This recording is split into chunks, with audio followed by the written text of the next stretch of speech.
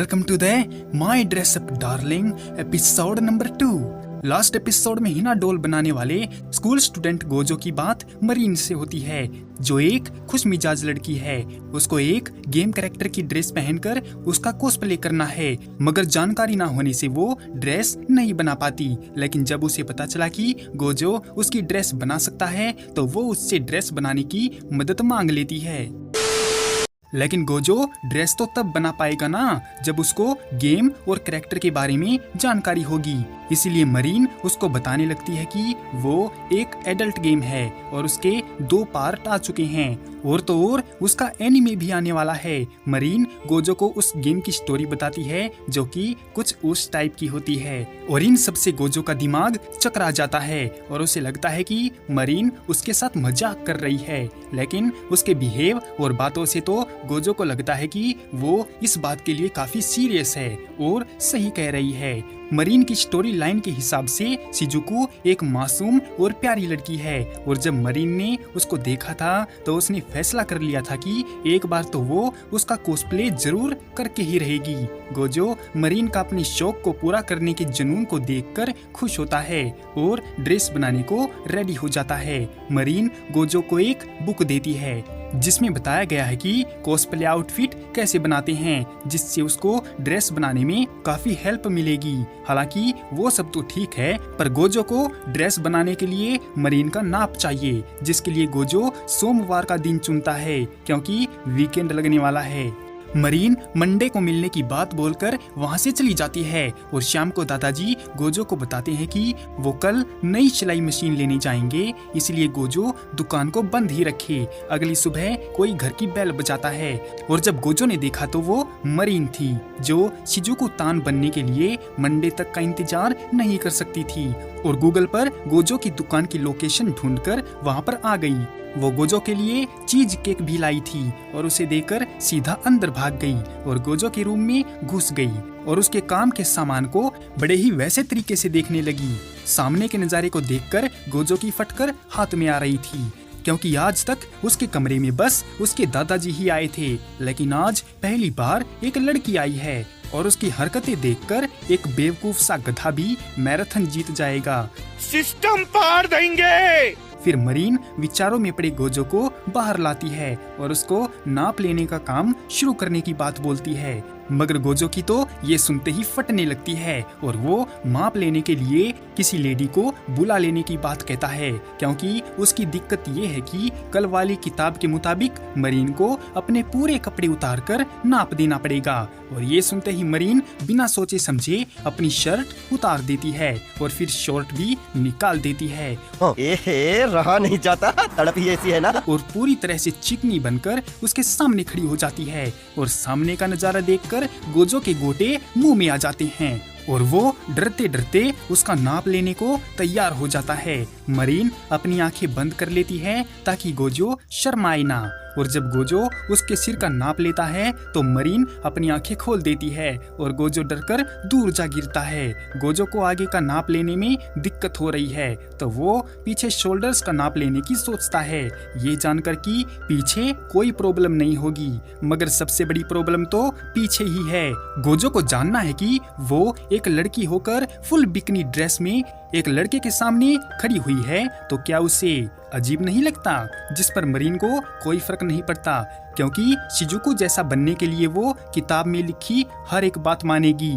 ये सुनकर गोजो की ठड़क जागने लगती है तो गोजो अपने आप को खींच के एक रैप्टा मारता है और ठान लेता है कि वो मरीन की मदद जरूर करेगा, क्योंकि उसके लिए वो ड्रेस काफी अहमियत रखती है। उसे लगता है कि जो लड़की ड्रेस बनवाने के लिए अपने कपड़े तक उतार सकती है, उसकी दीवानगी कॉस्प्ले कैरेक्टर करने के लिए कितनी होगी। गोजो अपने काम में ईमानदारी लाता है और एक अच्छे बच्चे की तरह मरीन का नाप लेने लगता है और बताता है कि ड्रेस के लिए उसको जूतों का इंतजाम कहीं और से करना पड़ेगा। लेगा क्योंकि वो जूते नहीं बनाता। जिस पर मरीन कहती है कि उसको सही फिटिंग के जूते मिलते ही नहीं हैं, कोई छोटा मिलता है तो कोई मोटा। ये सुनकर गोजो उसके पैर का नाप लेकर उसको सही जूते दिलाने की बात कहता है और नाप देने के लिए मरीन झट से कूदकर उसके बिस्तर पर लेट जाती है, जिससे गोजो की फट जाती है क्योंकि किसी जवान लड़की का किसी सिंगल भोले भाले लड़के के बिस्तर पर लेटना सही नहीं है। गोजो काफी रिक्वेस्ट करता है कि वो उसके बिस्तर से उतर जाए, लेकिन मरीन उसकी एक नहीं सुनती और बिस्तर पर ही गोजो को नाप लेने की बात बोलती है।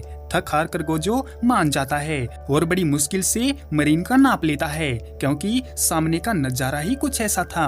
इतना दुख दर्द झेलने के बाद मरीन गोजो को उसकी बोबी का नाप लेने को कहती है, लेकिन गोजो साफ मना करता है। वो मर जाएगा लेकिन बोबी का नाप कभी नहीं लेगा। जिस पर मरीन की रिक्वेस्ट है कि गोजो नाप ले क्योंकि खुद से लेने पर हर बार उसे अलग ही नाप मिलता है।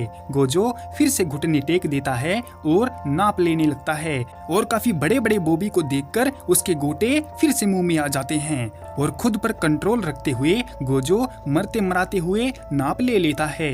लेकिन मरीन तो आज उसको मार ही डालेगी। वो उसको अपनी बोबी के मेन पॉइंट का नाप लेने को भी बोलती है ताकि उसकी ड्रेस परफेक्ट बन जाए। अरे भाई, ये कैसा एनीमे है। स्क्रिप्ट लिखते हुए मेरी भी हालत खराब हो रही है इनकी हरकतें देखकर। अच्छा ठीक है। गोजो को समझ नहीं आता कि वो नाप कैसे लेगा क्योंकि उसे कैसे पता चलेगा कि उसके बोबी का मेन पॉइंट आखिर है कहाँ। पर ये साली गोजो की जी मार के बताती है कि वो तो मजाक कर रही थी और अपने मेन पॉइंट को उसे नहीं दिखा सकती और नाप भी वो खुद ही ले लेगी। अब तुम लड़का हो तो गोजो पर बीत रही बात से अच्छी तरह से रिलेट कर रहे होगे। मतलब एक नामी बदमाश आया और तुम्हारी छाती पर गन तान के कहता है कि डरने की बात नहीं है क्योंकि वो तो नकली है, इसकी माँ का मरीन कीटा गावा। गोजो उसकी हरकतों से परेशान है और मरीन इंची टेप से अपना नाप ले लेती है जो कि 20 सेंटीमीटर था। अब बारी आती है उसकी टांगों का नाप लेने की और जब गोजो नाप लेता है तो गलती से उसका हाथ कहीं और लग जाता है। समझ रही हो ना? जिससे मरीन काफी ज्यादा ब्लश करने लगती है और शर्म के मारे पानी पानी हो जाती है। गोजो को लगा कि उसको गर्मी लग रही है, इसीलिए वो मरीन के लिए एसी ऑन कर देता है। यार, ये मरीन या तो पागल है या हमें बना रही है। देखो, एक तो ये नंगी पुंगी होकर लड़के से नाप लिखवा रही है और ऊपर से गलती से टच हो गया तो इसे लगता है कि इसकी इज्जत पर हमला हो गया।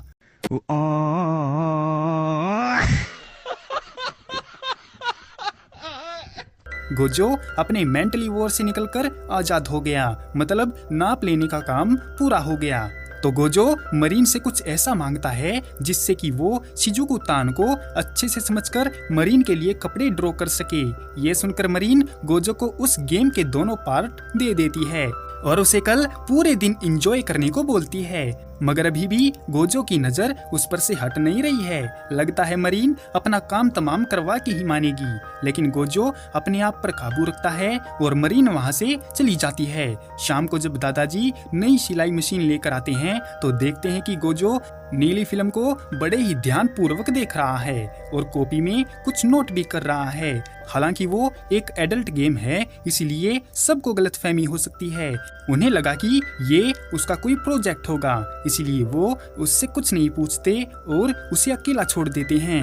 इसी के साथ the end of my dress up darling episode number 2। मिलते हैं किसी और वीडियो में, तब तक के लिए सायोनारा।